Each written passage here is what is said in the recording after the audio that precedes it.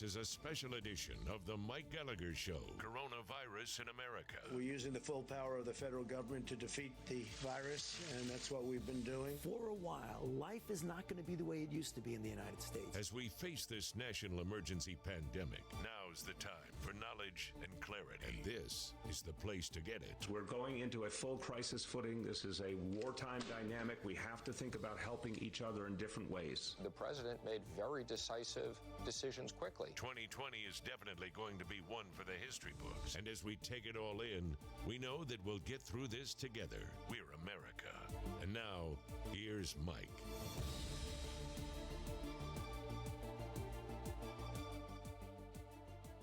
And we are getting through this together. It has been a nightmare. For many, it has been catastrophic. Certainly, if you had a loved one who got terribly sick and died, it's as bad as it could get. If you've lost your business, if you've watched helplessly as everything you worked for all your life has just been completely depleted, you're facing a catastrophic situation for which, if some of the experts have their way, there may not be an end to this for a long time. There's a shift, though, in the public mood and opinion and sentiment. And it's fascinating as an observer of Americans, and that's really what I do. I mean, I've loved being able to tap into the mindset, the spirit of many, many Americans. Even plenty of people who disagree with me or disagree with conservatism.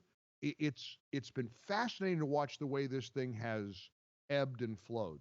Of course, early on, plenty of us said, wait a minute, this doesn't sound like the kind of Armageddon that the experts think it might be. Is this just another flu? It arrived. We saw the deaths. We saw the illnesses. People got scared.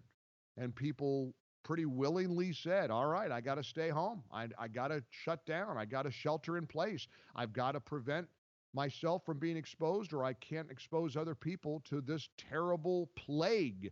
The president has referred to it as a scourge, a plague, the silent killer, the silent enemy. So we stayed home many, many weeks. Businesses dying, collapsing. And a funny thing, I saw this line, and it cracked me up because it's one of my favorite musicals, and good Lord willing, I'll be back on stage one day to play this role of Pseudolus in a show called A Funny Thing Happened on the Way to the Forum at the Majestic Theater from Lyric Stage in Dallas. We had scheduled it. It was going to be in the fall. It's been pushed back, but they're working on it. Don't worry. I don't think it's going to go away. Annie in South Carolina playing Daddy Warbucks, kind of my hobby, my sidebar of being an actor. That's hopefully going to be happening. But anyway, I saw a line somewhere that said, a funny thing happened on the way to Armageddon. And the numbers were flattened. The hospitals around America are not overwhelmed. There is not a shortage of ventilators. And a strange thing has occurred. But a very notable thing is occurring. People are really pushing back. I had a funny conversation with a dear friend of mine this morning, and I'm going to play it for you later this hour. Mark Davis is the legendary talk host on 660 AM, The Answer in Dallas. He's one of the most prominent hosts in the country, has a huge loyal following, and every morning I talk to him. It's one of my favorite segments of the day, and listeners to his show love it, and he and I have just bonded and connected, not only as radio hosts, but as friends. and I told him yesterday about what happened, how I did an hour on my sort of gentle suggestion, not a mandate, not a directive, but my gentle suggestion as we start to reopen, nail salons and barber shops and restaurants and beaches and pools. Probably a good idea to wear a mask and social distance, at least for now. That's what I'm doing as a 60-year-old, relatively healthy guy. The pushback was so unanimous. I mean, I didn't see it coming. And I know now how you feel. I had that in mind when I watched the media blasting Vice President Pence for daring to go to the Mayo Clinic and not wear a mask. Now, I believe that the president and the vice president are being tested regularly. I think that they're constantly being tested and monitored. And of course, they have the best health care, I'm sure, in the world. But he was basically called a Neanderthal and a killer and a monster because he was in public without a mask on. And people are saying, wait a minute, a couple months ago, the World Health Organization told us masks don't matter, they don't work, don't buy any. Then the World Health Organization changed its tune, said, oh, yeah, anybody out in public needs to wear a mask. In fact, they've mandated masks. And I think that's what I missed yesterday when I said, hey, probably a good idea to wear a mask. I think people heard me say, you better wear a mask or they're going to come for you. And of course, why wouldn't you think that? Look at the mayor of Los Angeles. This clip we played last week. How about the mayor announcing to people in Los Angeles, if they are found being outside of their homes, you'll be hunted down. You think I'm kidding? Listen to this. This has really been marvelously embraced by 99.9% of people. We see it in the traffic data. We see it in the cell phone data. But we're going to hunt down that last 0.1% and say, you got to get inside, you got to cut it out, and you got to distance. We're going to hunt down those people who dare to be outside. That's America. That's Los Angeles. Not much better in New York City, where Bill De Blasio just threatened the Orthodox Jewish community with arrests, mass arrests. I kid you not. There was a funeral in Brooklyn. It was broken up by the police because the mourners at the funeral weren't adequately practicing social distancing. So you've got video images, and I saw it last night, of the police going in and trying to break them up and herding these people around who are there just to mourn. These are Orthodox Jews mourning the death of a rabbi, Rabbi Chaim Mertz in Crown Heights. Big crowd. The mayor was so enraged, he went to the scene, and then he took to Twitter. Here's what he wrote. My message to the Jewish community and all communities is this simple. The time for warnings has passed. I have instructed the NYPD to proceed immediately to summons or even arrest those who gather in large groups. This is about stopping this disease and saving lives, period. Now, the headline here that I'm seeing in front of me, one of the websites, foxnews.com, De Blasio warning to Jewish community sparks backlash in latest controversy over coronavirus measures. And the accusation is that the mayor of New York is unfairly singling out one group of people. Well, that's not an unreasonable accusation when you consider the images we see all the time of people crowded on buses and trains in New York City.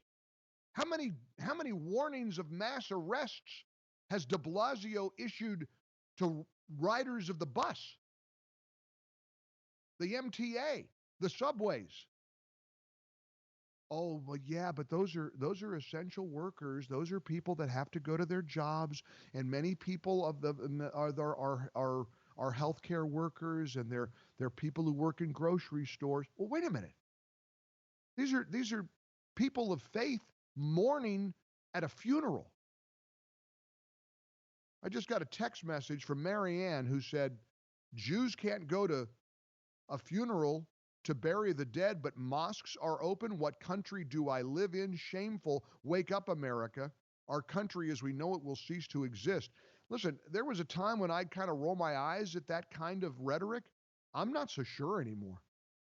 I don't recognize this country. You've got mayors of the two largest cities in the country threatening to hunt down people who dare to be outside.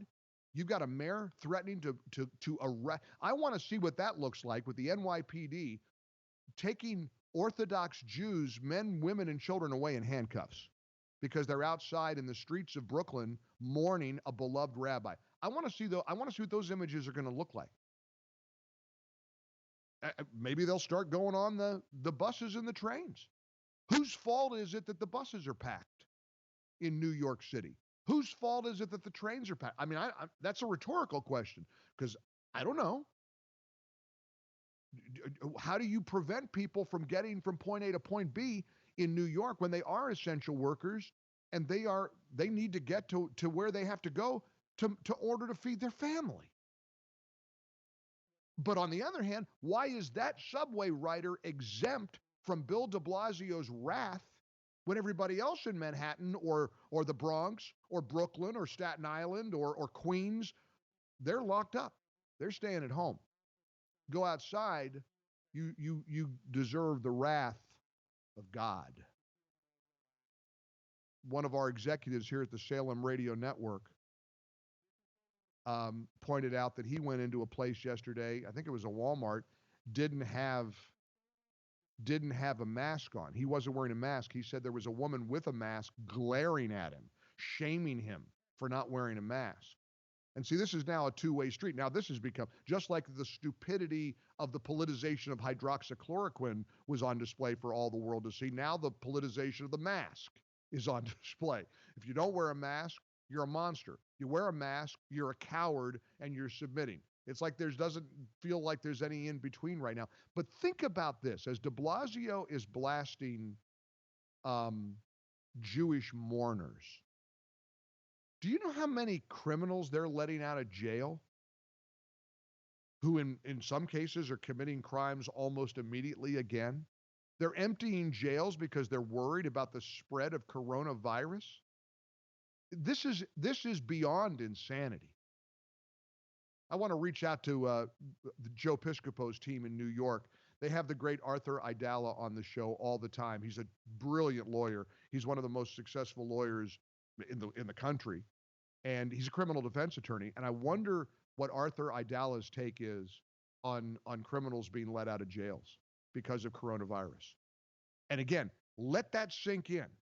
The mayor says, I'm going to arrest Orthodox Jews who are mourning because they're not social distancing. And oh, by the way, let's go make sure we clear out our jails of bad guys because we don't want them to get or to spread the coronavirus.